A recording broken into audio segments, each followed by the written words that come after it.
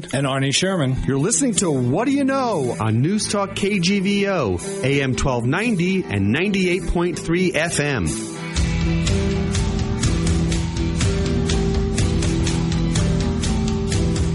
Arnie Sherman, it is a good Sunday morning. Such a good Sunday morning that we're going to be talking about cannabis.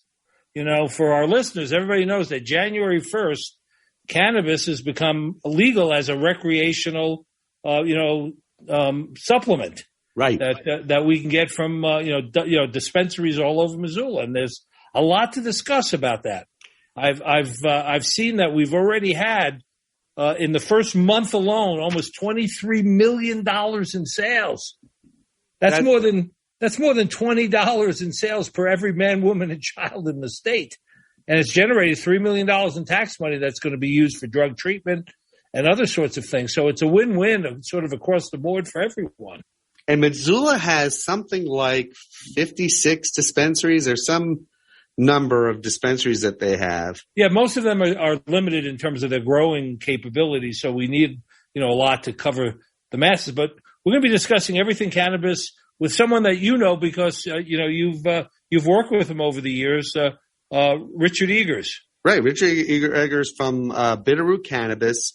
Located over by the Orange Street Circle exit off of I-90, which actually is quite a great location. Location. Isn't that right next to the Panda, the Pagoda restaurant? Right. So you can get high and go in there and get egg rolls. It's perfect combination. You can't smoke out in public, which we.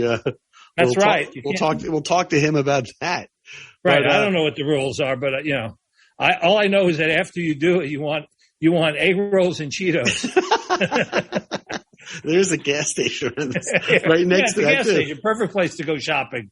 Well, and I know Richard. I've known him for many, many years actually, and he's very professional, very knowledgeable, very that's the face to me of what this industry is in a sense. Yes. And that professionalism is really important because. I've traveled to other states. You've traveled to other states where recreational marijuana is available. They're not all the same, and not everybody has the same kind of demeanor, if you will. No. So anyway, it'll be a good conversation, Arnie. I'm excited to welcome our guest, Richard Eggers, from the founder of Bitterroot Cannabis. I'm looking forward to discussing everything cannabis. Me too. Back after this with our guest. Arnie Sherman, we are back with our guest, the founder and owner of Bitterroot Cannabis, Richard Eggers. Richard, how are you today? How are things going? Things are going great. How are you guys? Good. I have to tell you, Richard, the last time that I had an experience with cannabis, I was using a strainer to get the seeds and the stems out of it. So you can imagine how long ago that was. But things have changed a lot. They definitely have, yeah. So how have things – the first thing everybody wants to know is recreational cannabis has been in place now in Montana since the beginning of January. And how are things going? Things are going great. Yeah, things are going really good. We're really busy. Seeing a lot of new faces, a lot of first-time users, which is not surprising but really cool to see. And I've read that the state reported for the month of January – $22.6 million in sales, of which almost $13 million was recreational use, and it produced about $3 million in tax revenue. Were those numbers that the industry was prepared for? I think a lot of people were prepared for that. Yeah, we knew it was going to be the sales were going to be pretty high, and that we were going to bring in a lot of tax revenue for the state. Scott, that means that for every man, woman, and child in Montana, they sold $22 worth of cannabis. That's a pretty hefty number. For a state that's about 1 million people, you're right. Well, plus tourists. We have tourists, and that's a good question, right, Arnie? Like Richard, of the folks that you have kind of walked through the turnstiles, new faces, how many are local versus how many are out-of-staters or people that are passing through? I've seen a lot of out-of-staters, a lot of people passing through. I actually saw a bunch of people today that were on skiing road trips and hitting all the slopes around Colorado, Wyoming, and Montana, and going through Idaho and stuff. Well, you know that most of the tourist season in Montana, the time of the year where we get the most aggregate number of tourists is third quarter. You know, July, August, and September. We get between 5 and 6 million tourists coming in during that period of time. And I guess so the follow-up question is, you know, it seems like we're prepared now. Are we prepared to deal with not only the, you know, local population, but within 90 days, 5 or 6 million people coming in, many of whom, you know, will wander into cannabis emporiums? Oh yeah, absolutely. So how much are you allowed to produce? I mean, let's get into some of the nitty gritty. I think the show's focused on everything cannabis. And so, you know, for our listeners who may not be, you know, as familiar with all of this as you are, you know, how much are you allowed to produce, and, you know, how many strains, and how does that all work at this point? So it's a tier licensing. So you buy in based off of how much space that you have available to grow the plants. And then you just fill up that space, and that's what you're allowed to grow. There's no limit on how much you can have. There's no limit on how many strains you can have. It's just based off of the square footage of the canopy that you're allowed to have. And there's a lot of tiers in place. So Bitterroot Cannabis, Bitterroot, your operation. Yes. What tier are you, and how much space do you have? We're actually at the second tier, so we're at 2,500 square feet is what we're allowed based off of canopy space. Okay, and tier 1 is the highest amount. No, tier 1 is the lowest, and then tier 2. Oh, it's like local. It's like your own provider is the lowest, and then you can go to tier 1, tier 2, and I think it goes all the way up to like tier 10. Wow. Is that, but the question is in the sense of, so you have 25,000 square feet of harvesting. 2,500 square feet? Yes. I have 2,500 square feet of harvest. I see. And that's off-site, not where you're currently located, because you're located on Orange Street right off of the exit off of the interstate. But where do you do your grow? Oh, we grow in the Bitterroot. We grow in Florence. Got it. Hence the name Bitterroot Cannabis. And are there plans, given that you have this great kind of, you know, location, because you are probably one of the best locations in town, being right off the interstate, do you have the ability to expand your grow operation in the Bitterroot in Florence? We do. Yeah, absolutely. That's on the books right now. We're planning on expanding after the successful first month and the continued success of the middle of the second month. We definitely have plans to expand. And if you expand, you have to apply to the state for a different tier license? Yes. Yep. We have to apply right now. So it's really weird on how you apply. You can apply one tier level per year, with exceptions to be able to jump 5 tiers in place. There's a lot of confusion based off of how to do that right now. They just had a meeting last Wednesday to discuss it, but yeah, it's 1 tier per year. And are you seeing national cannabis operations moving into Montana? I'm going to say yes, but they have people that are residents running it. Right. Like I think Cookies, for example, is a national operation, correct? Correct. Yeah. But they have local people, but they're still part of it. Now, what I'm saying is, can someone come in here from out of state and apply for, you know, a tier 10 license and start monopolizing the industry? Not an out-of-state resident, not right now. Okay. Personally, they want like a MedMen or like one of those nationally visible kind of providers. Exactly. Yeah. They wouldn't be able to do that right now. Like we're grandfathered in for like no new dispensaries can come in and set up shop until June or July of 2023. So we got they're giving us the local people, the people that have been in the industry for a while, a little bit of a head start. What is the consumer benefit, or the consumer benefit of you being a tier 2 versus a tier 10? Like, is there some savings, or is it just how much you can harvest and it's your job to price it the way you want to price it regardless of what tier you are? Yeah. So with benefit with when you got the lower tiers is there's a lot less square footage for the canopy, and so there's a lot more detail going in per square footage. So we're able to perfect the quantity rather than quality.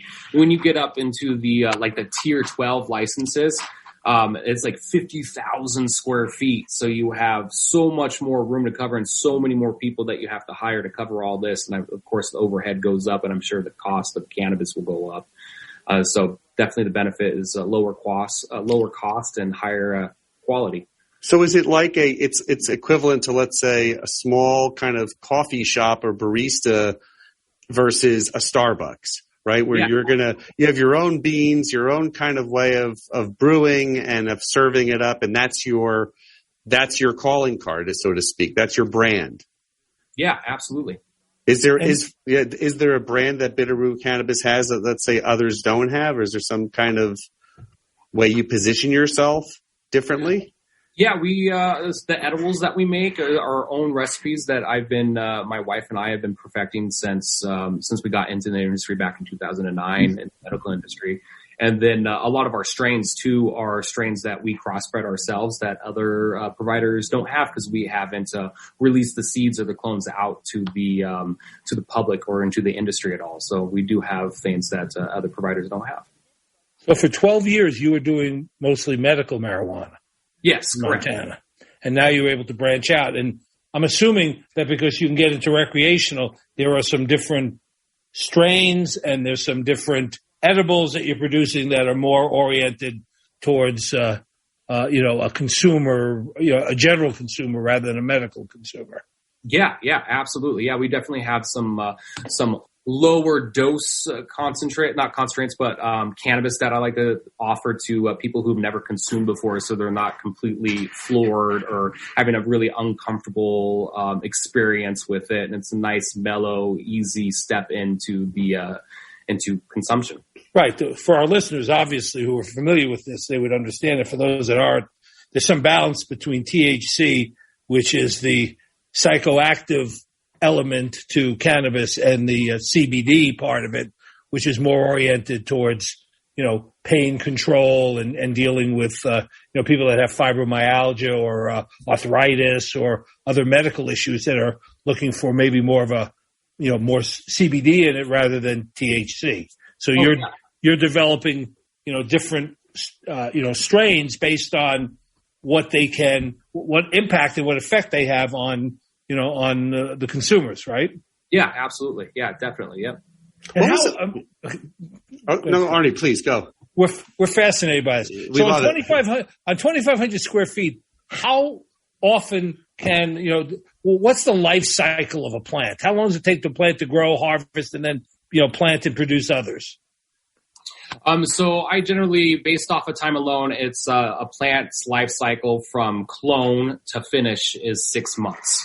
For me, everybody's going to be different. Everybody has their own processes. Some people may be only 2 months, 3 months, because they're having a lot more plants to cover up more canopy space instead of just less plants and bigger and just bigger. So your turnover really is equivalent to one time 5,000 square feet worth of plants. Yes. Yeah. Okay. That's interesting. So how has the state been to work with? I mean, the state here is, big bureaucracies and cannabis don't always fit together. And I know they had to create a computer system, to track all this. And they had to figure out a way to roll in the existing medical marijuana related files and activities with the recreational part of the business. How, from your perspective, how has that all, come together? It's been really good, actually. There's still a couple of hiccups. There's always been hiccups working with the state. The system's not perfect.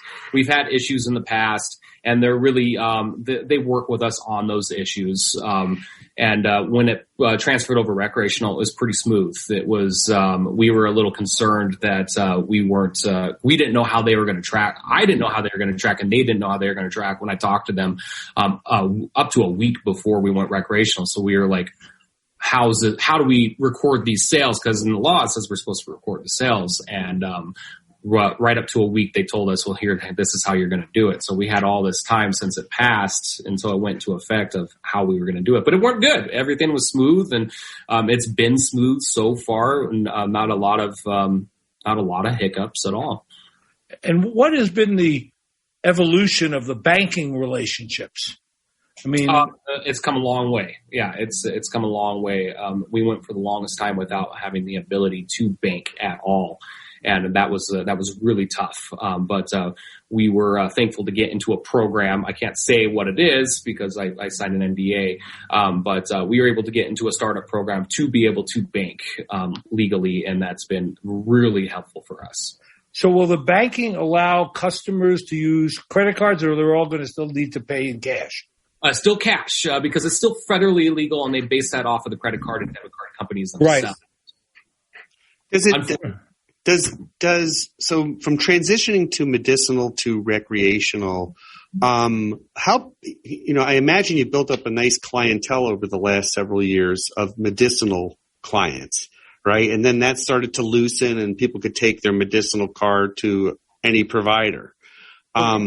Did you see an influx of other providers, customers, as well as your customers going to other providers? Like, what's that been about? Yeah, absolutely. Yeah. As soon as that opened up, it was definitely seeing a lot of new patients, and my patients, of course, went elsewhere. And it was really nice because for the longest time, when you signed up for one patient with one provider, if we ran out of a product, they wouldn't have access to that product, and they would have to wait until we got that product in, with no ability to go someplace else unless they changed on the application form, which could take a couple weeks to do the change. And then when that opened up the door, they were able to Bitterroot Cannabis is out of my candy bars, so I'm going to go down the street, and they have candy bars, and they were able to pick up candy bars. I've always wondered that, so let's say a Blue Dreams, right, at Bitterroot Cannabis, that strain, is it the same strain and consistency and potency as down the street at another provider, or?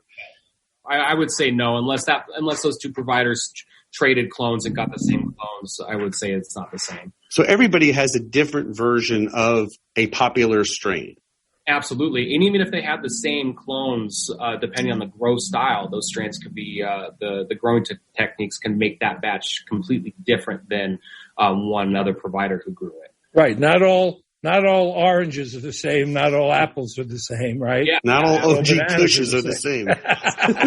That's exactly right. Are you, because it's not like you go get your prescription filled at CVS and it's Ativan and it's also Ativan at Walgreens. Right. Has the proximity that Bitterroot Cannabis has to the hospital or the healthcare industry, some of the providers, been helpful for you guys?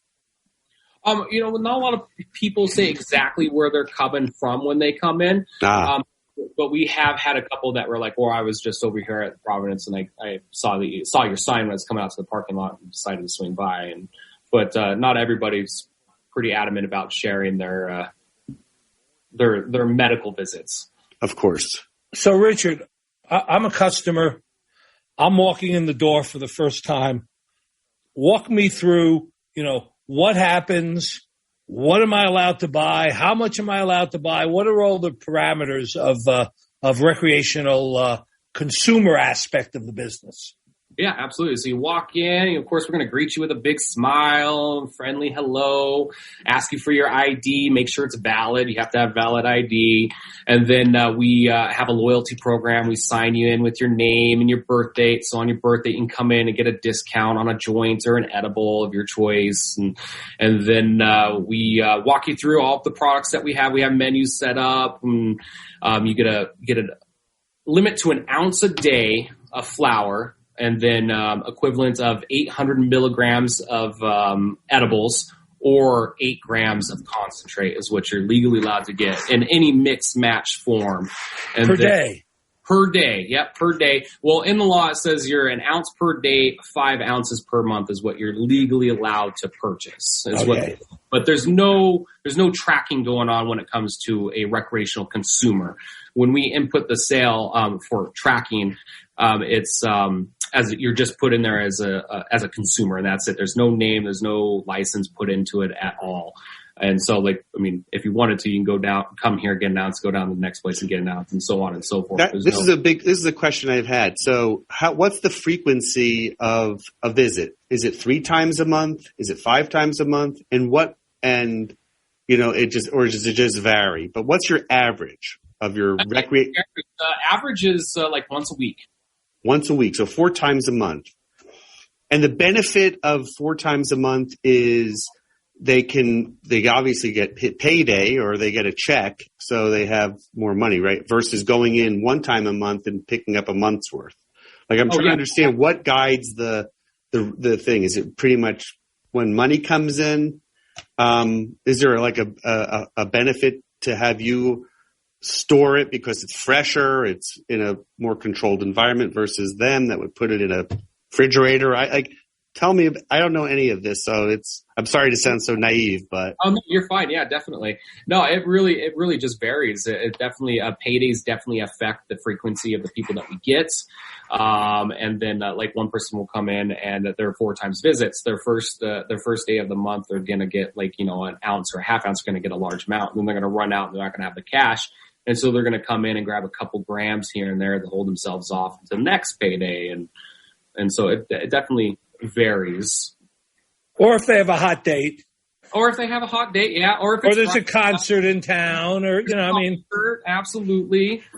Yeah. Definitely, that definitely would play a factor into that. So Scott, you wouldn't know about any of those things. No, I wouldn't. No.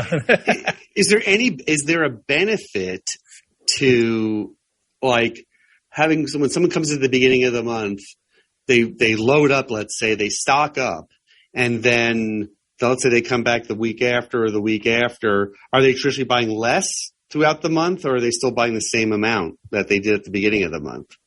It really varies. Yeah, it's everybody's different. I definitely see on average people buying less as the month goes on until the next payday, and then they'll buy more and just to get themselves.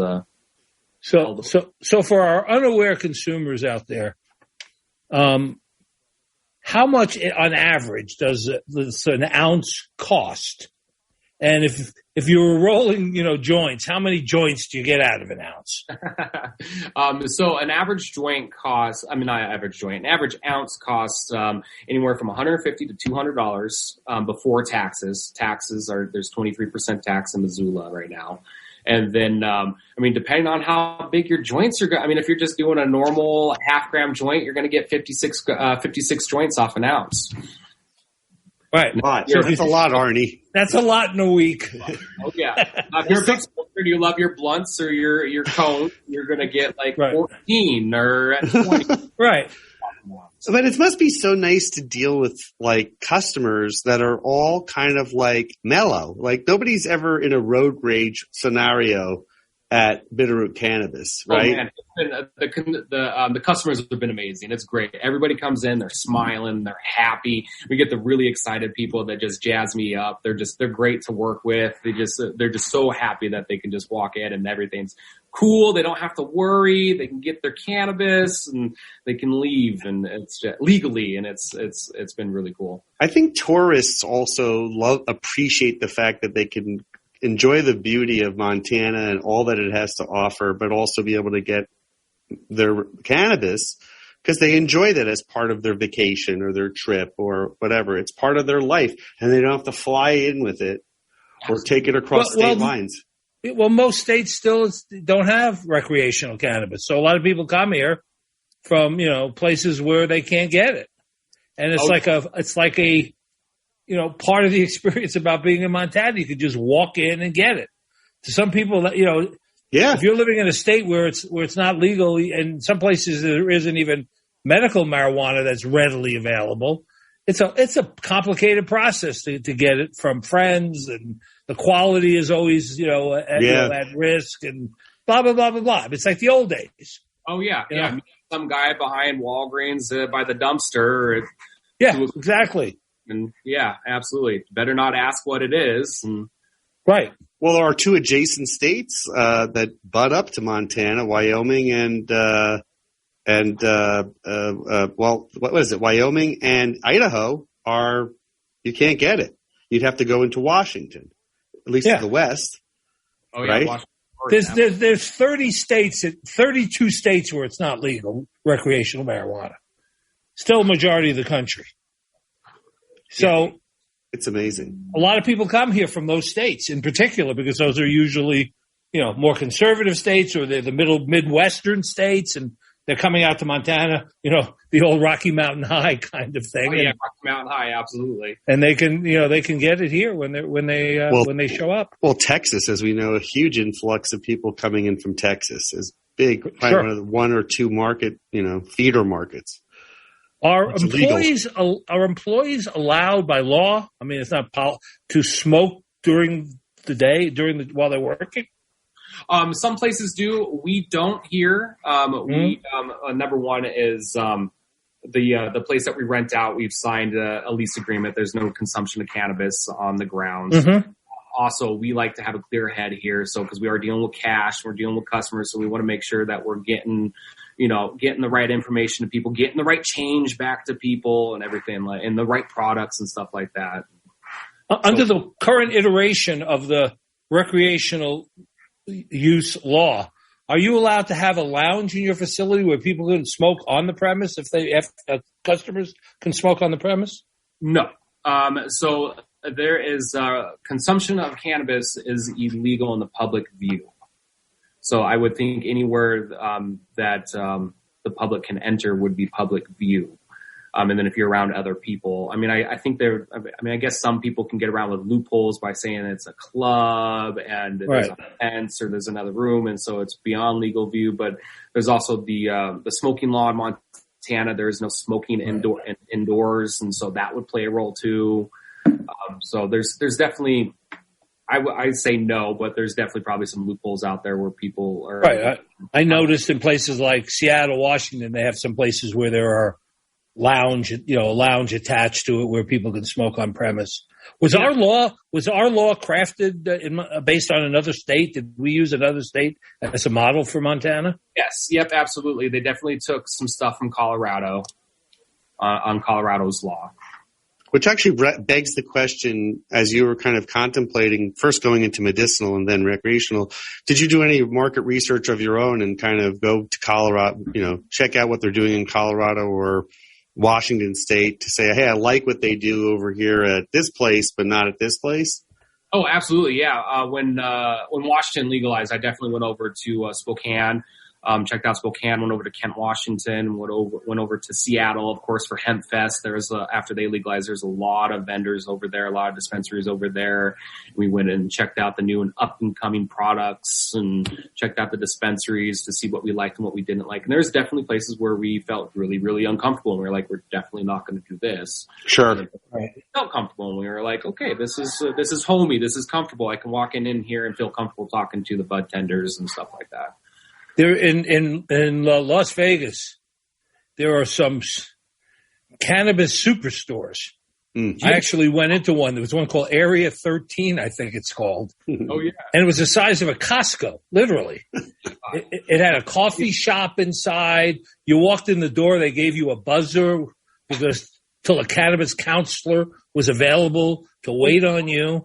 It was huge. You couldn't see from one end to the other. They took some, and it's like 2 or 3 blocks off the strip. They literally took an old abandoned warehouse and made it into an entire, cannabis experience, from clothing to a large coffee shop to, all of the, pipes and I mean, just everything, but in such an abundance. The parking lot, when I happened to drive in to take a look at it, because I was really curious, they probably had 60 cars parked out there. Yeah, I bet. Absolutely. So, I mean, that law is completely different, because the amount that they would have to have available to them would be an enormous amount of product to serve something like that I believe, I don't know, I didn't look, it's open 24 hours a day in essence. You can pop in there at any time and buy. You're not allowed. You can only sell what you produce. You can't buy a national brand of something that you don't make, like a soda, for example, or something that some national companies manufactured. In Montana, you can't buy that and sell that in your establishment. Currently not. Yeah, we cannot purchase anything from companies out of state unless they're in the state and they're registered with the state, and then we could, but they're not right now. So, and you're talking about product, but any peripherals and accessories you can bring in from wherever. Like, absolutely. Yeah, pipes and stuff like that we can bring in from wherever. Are you diversifying your product line? Like, because when you have someone there, they're obviously buying your product, but you have accessories and pipes and vape pens, and things like that. Do you have beverages? We do, yeah. We do a wide variety of infused products. Definitely got beverages. Okay. Is it something that, like, what's your growth plan, right? Like, do you have a desire to become bigger or to become higher quality that other providers start to buy from you? Like, do you have like a phase 3, right? Because medicinal's clearly been phase 1, recreational is now phase 2. Is there some place that you want to grow this business to that you would like you could share with us? Yeah, absolutely. Yeah, we definitely have growth plans. We don't want to get too big, though. We don't want to lose what made Bitterroot Cannabis. We are very personable with our customers, and almost everybody that comes into our store knows myself and Ashley, my wife, and our employees. We only have 2 other employees, and we all know everybody most everybody that comes back by name, and we don't want to lose that. We do have plans to maybe open like one other store in Montana. Grow more products, of course, but other than that, it's we want to stay nice and personable with the consumers. You know, growing cannabis is a very niche area of horticulture. Are you the grower? How'd you learn how to do this? So I am the grower. Been growing for 12 years. Started off reading books and going on the internet and reading blogs and forums and stuff like that. And a lot of trial and error. I failed a lot of times, kept notes, learned from my mistakes. Definitely when I got into the industry, I definitely worked with a bunch of other providers. I worked for providers. I worked at dispensaries before I owned my own dispensary. So I learned from other growers and picked up things here and there, what to do and what not to do, and just learned along the way. Do you think Montana, as a recreational state now, is going to attract other out-of-state kind of folks that want to be your employees or your growers? Or, I know my nephew worked in Massachusetts and in New Jersey and had ideas about traveling to Oregon or Washington to work. So are you starting to see some of that? Because this is a spectacular place to live, right? It's not just that there's a huge benefit to be here and to do something you love. So have you encountered any of that? Big time. Yeah, we've had a lot of people dropping off resumes, and not surprisingly, but a lot of people from other states, like Idaho and Washington, people that just moved to Montana coming in and dropping off resumes. Is the notion or the concept of dispensary, which is more of a medical term, dissipating? Is it changing as a result of, I'm going to assume that a preponderance of the business is going to be recreational from here on out. Is that terminology now in the past sense that we're going to have a new way to look at the industry? I don't think so. I have a lot of consumers who come in who didn't have the medical card because they couldn't afford it. And now they can consume medicinally without needing to get a card. And being like, some people were a little afraid of being on a state registry.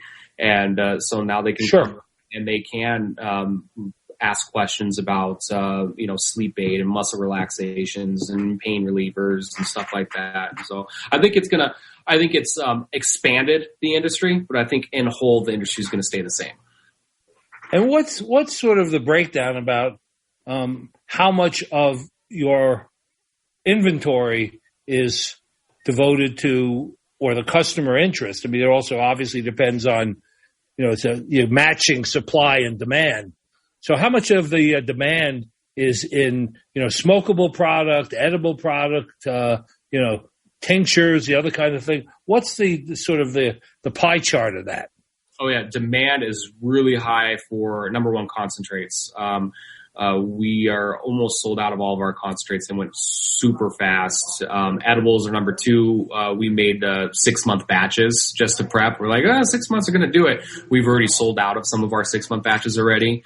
And we're working on more right now. And then flower, we've definitely had plenty of flower, but flower is still a big seller, but it's not as big as concentrate edibles right now. That's amazing. Let's just do a quick ID. Our guest is Richard Eggers. He is the founder and owner of Bitterroot Cannabis right here in Missoula. Arnie, I would ask this question of Richard because I want to understand in the sense of when you got into this industry, it was under a different, you were there to do the medicinal work and you really to your point, you studied, you researched, you made mistakes. Is this a supportive industry? Meaning, is the grower down the street and the dispensary down the street, keeping an eye on you, and are you guys helping each other, giving each other, just good information and this is what I'm doing, or is it very much every man for themselves or every woman for themselves? It's kind of both. I have definitely come across people who are definitely in it for themselves, and it's like, I have this, and it's not as collegial. Exactly, it's the last man standing sort of deal. And I have met other really nice owners, dispensary owners and growers and stuff who are definitely on the edge of more helpful. Which is nice, which is a breath of fresh air. So it's do you try each other's products? Will you sample their product to see kind of what their strain is like? Oh, definitely. Yeah. I've definitely sampled some products and definitely have had some owners, growers and stuff like that come in and sample our products. Richard, what did you do before this? Oh, wow. I did all kinds of stuff. I had a problem with authority when it came to jobs. And went through jobs a lot. My last job I had before this, I was a appliance delivery installer. Huh. So I delivered stoves and fridges and stuff like that. And then I got hurt on the job and ended up not working for a while and getting into medical by being a patient and then seeing what it did for me and then jumped into the industry. So let me switch gears a little bit to sort of the compliance side of this. What are the laws related to, you get stopped for speeding in a car? Is the laws that are similar for DUI the same for marijuana, or how is that all working itself out? I haven't heard anything when it came to DUIs on cannabis yet. Maybe it hasn't been out there a lot and happening a lot, but from my understanding, it's 0.5 nanograms in your blood, and I think that would be taken if you got into like an accident or something like that. But if you're driving, you're speeding, and you're not consuming it, but they can see it, it's like you have your package from the dispensary or something like that. Right. I don't think they're out there to punish you for it. Right. I mean, if you're stopped for speeding and the window rolls down and all the smoke comes out, yeah, you're getting a DUI. You're getting a DUI. But Arnie, I don't think people are reckless when they're consuming while driving. I'm not saying they are. They may fall asleep at a stop sign. I mean, I can see that happening. That. But I definitely don't want to go anywhere after I smoke. Stay put. But Montana's a big state. You're driving from here down to, Yellowstone. It's a beautiful summer day. You're drinking, get to your destination. I'm just saying. So there are people who will smoke on the way, right? Oh, absolutely. And it's. I was going to say, I'm just trying to understand how law enforcement is currently responding to that. Yeah, I haven't seen anything when it comes to law enforcement. I haven't seen any DUIs come up. I haven't seen any news headlines of a cannabis intoxicated driver causes accident or cannabis intoxicated driver DUI or anything like that. Yeah, I'm not even as worried about that as much as somebody's just doing fine and maybe just speeding or goes through a light or does some minor traffic violation. And the police officer taps on the window and tells you to roll it down, and he can smell, the aroma in the car. Yeah, you're definitely going. Obviously, if you're doing edibles, the only thing you could be, charged with is if you had an open canister of them and they were all over the place. But if you had it, if it was packed away, you're not going to smell it by taking an edible or a tincture or anything like that. But if you're smoking it, you're going to smell it in the car. You're going to smell it. Yeah, absolutely. And there is some telltale signs when you're really, word for it's intoxicated on edibles on a high amount. Most people can generally tell what's going on. Is that right? Well, actually, so is the state doing any type of, or is the industry doing any type of education of the consumer? Like, is there there's MAD, Mothers Against Drunk Driving, don't drink, don't drive, drive responsibly. Is there any kind of educational effort that the industry or the state's going to put in place so that people know? Like sometimes the questions we're asking are based on not knowing. So how do you help people know? Yeah, right. Absolutely. I do not, I haven't heard anything. I haven't heard of any educational programs to educate people on cannabis at all. I know that some of the tax money is going to go to addiction programs and conservation, and that's pretty much about it. I haven't heard anything on the education forefront. Yeah. Well, it's important for a number of reasons. For example, people just need to know how long, for example,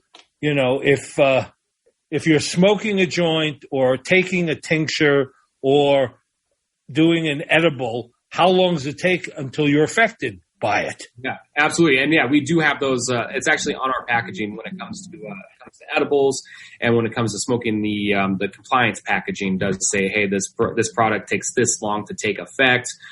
Don't operate heavy machinery, vehicles and stuff like that. And then I do let consumers know too, especially people who are new to it. Like, hey, this is how long it's gonna be until it takes effect. This is how long it's gonna affect you, and low and slow. Sure. So for our listeners in general, I know every product probably depends on how many you take, but if you take the prescribed amount, you take one edible, you take one eye drop of tincture, you smoke passing, half of a joint or whatever. How long does it take before it takes effect in those three areas, generally? So smoking is going to be pretty fast. You're looking anywhere from a couple minutes to 15 minutes. 15 minutes for creeper strains is what they like to call them, before it take effect. And it's only going to last anywhere from an hour and a half to 2 hours. Edibles, food-based product edibles, so like gummies and candies and stuff like that, it's going to take effect in anywhere from 90 minutes. I've seen all the way up to 3 hours. For me personally, I have a weird body chemistry. It takes 3 hours for a traditional food-based product edible to take effect on me.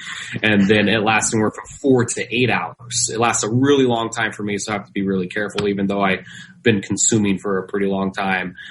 Still don't need a lot when it comes to the edibles. And then on tinctures, like alcohol-based tinctures and other liquid-based tinctures, takes effect a lot faster. It absorbs into the bloodstream a lot faster. So you're looking anywhere from, I've seen alcohol tinctures take as little as 15 minutes to take effect and last anywhere from 4 to 8 hours. Yeah, because that's really important because of the delayed effect. You take something and you feel fine, and 3 hours later you decide to do something, and all of a sudden it hits you. Yeah, exactly. It's going to hit you, and it's going to last several hours. I mean, you're going to be out or away from the house, or out rowing a boat, or climbing up in the hills, or doing whatever. And you need to be able to gauge that and judge that. Yeah, absolutely. Yeah, I always tell people when they first try is to take a dose and wait for the full 3 hours, even if it affects you fast, or just wait for the full 3 hours before you consume more, because you don't want to overdo it. You don't want to be, like you said, in a position where it's going to take effect when you're out driving or when you're visiting your grandma or something like that, unless she can. Do you see more places opening up, I guess, after that initial period? Because I'm struck by how few cannabis dispensaries there are from here to Flathead. So that ride, which is on your way up to Glacier, right? There's a few in Polston, maybe 1 or 2 are on the way up, but you have to get to Kalispell.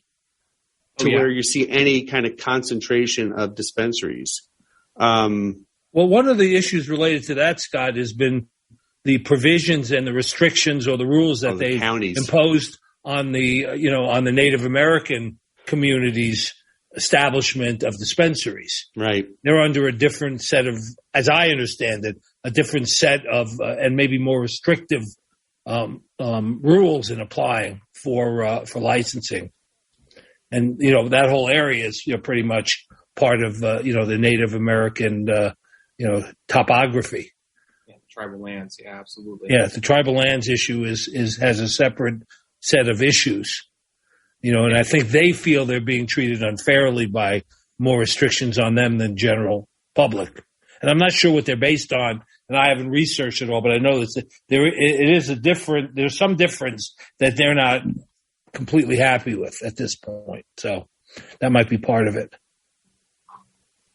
Yeah. Richard, what else that we haven't covered? I mean, in the sense of, I think to Arnie's point at the outset of the conversation, the influx of tourists starting in about 90 days is going to be a real test to your stockpile, I guess, to your inventory.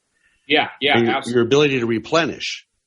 Yes, yeah. We definitely had a couple big harvests before recreational went into effect to hold out for an influx in purchases, and we definitely have products set aside specifically for medical patients. If we sell out of our recreational supply, and then it unfortunately is what it is, and we supply just to medical marijuana patients. I could just imagine the 4th of July weekend going up to Flathead Lake. You're in a perfect place for anybody, from Butte or, from anywhere coming down, coming up 90, going to make the turn up at the Y. You're saying, hey, let's get off here and get what we need for the holiday. It's right off the highway. Yeah. So definitely a prime location. We've seen a lot of people who just didn't want to come in town and came right off the highway and were like, oh, hey, look at that. And, are you allowed to put signage up? Yeah. Yep. We do have signs up. Yep. Absolutely. Definitely. Yeah. The state did work with that. That's the one good thing. Once they went over to the Department of Revenue, they've been definitely good listeners and listening to what providers have to say and like working with us. And I can see the sign, last cannabis for 50 feet. Please pull in here. Fireworks. Like fireworks signs for sure. Arnie, let's take a quick break. Our guest is Richard Eggers. He is the owner and founder of Bitterroot Cannabis here in Missoula. Back after this. Arnie, we are back with our guest, Richard Eggers from Bitterroot Cannabis. So how do people find out? I know you have a website. How do they find out what you have, the products you have, where you're located, what your hours are, all that sort of thing? Our website is definitely the first place, bitterrootcannabis.com. And then Facebook, we don't have our menu up on Facebook, but definitely have contact information on Facebook so people can contact us there. And just stopping by right off of the Orange Street exit. And your hours are?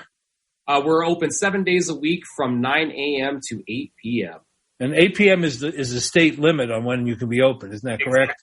Yep, we're open for the state limit. Good. Terrific. The state, and is the state's been easier to work with, and the county has been easy to work with. Like, I'm curious, with the changeover to recreational, is just things started to open up more? Yeah, I think so. I personally think so. I've been in, working with the industry for a long time, with the state for a long time, and they have definitely become a lot easier to work with. They're definitely very knowledgeable. They're there to help us succeed. They're not there to shut us down. I've been pretty impressed with it. There's been some hiccups, but nothing like major. No showstoppers. Yeah, exactly. No showstoppers. Yep, exactly. And it's you and Ashley, and you have 2 employees, and that's how you cover that 9 to 8, 7 days a week.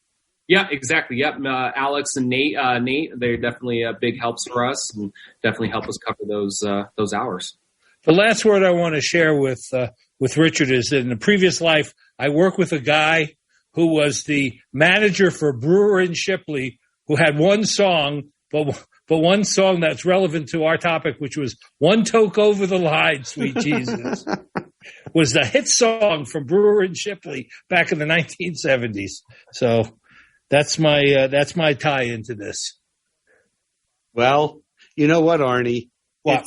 What's so nice about this is that Montana's like I said, it's such a great place to live, a great place to visit, a great place to, quite frankly, run a business. And kind of everything is converging, certainly with this industry. And I think that's exciting. I feel like we've made progress. Definitely have made progress. Absolutely. It sounds like you have a great business model, and we wish you every success as this thing completely unfolds, Richard. Yeah, thank you so much. I super appreciate that. Thank you, Richard. That's Richard Eggers from Bitterroot Cannabis. Arnie, I will see you next week. Next week, Scott. Take care. Thank you for listening to What Do You Know? I can't wait for the next show, Scott. I'm excited too, Arnie. If you'd like to suggest a guest, send me an email at scottrichman@townsquaremedia.com. We'll see you next week. And thanks for listening to Newstalk KGVO.